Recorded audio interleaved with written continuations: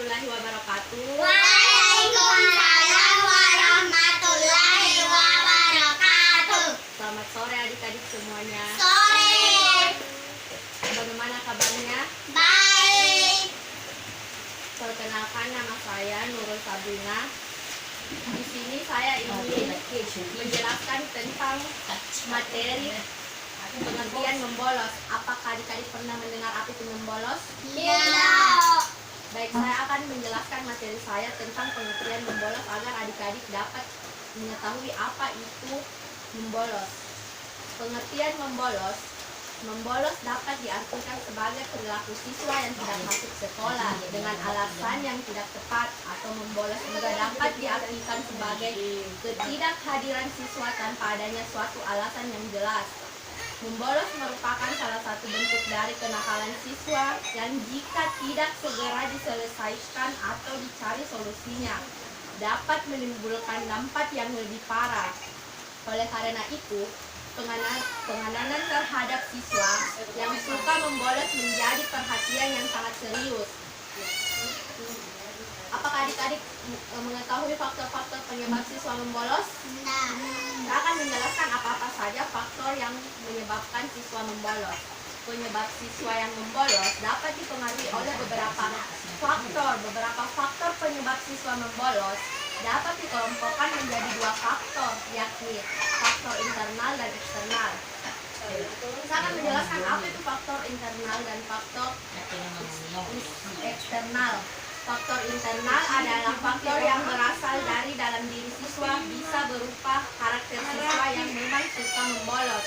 Sekolah hanya dijadikan tempat mangkal dari rutinitas membosankan di rumah.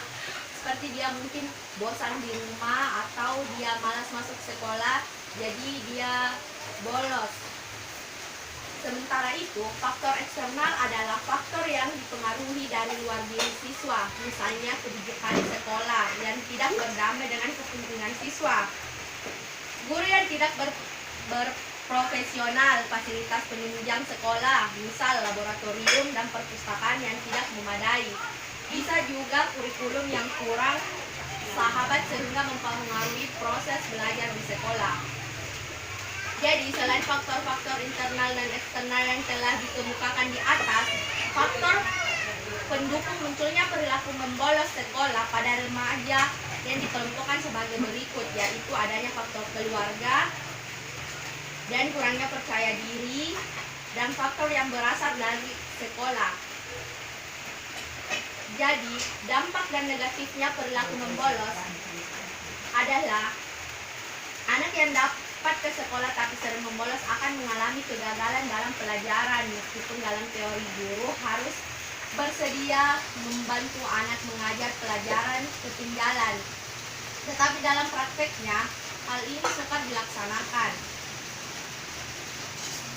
Jadi teman-teman di sini, hal yang tidak mungkin terlewatkan ketika siswa membolos ialah hilangnya rasa disiplin, ketaatan terhadap peraturan sekolah berkurang.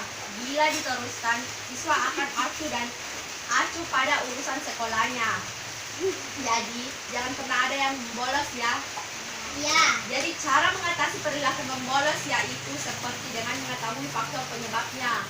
Seperti jika ada sesuatu yang ada di diri adik sendiri, harus menjelaskan mengapa.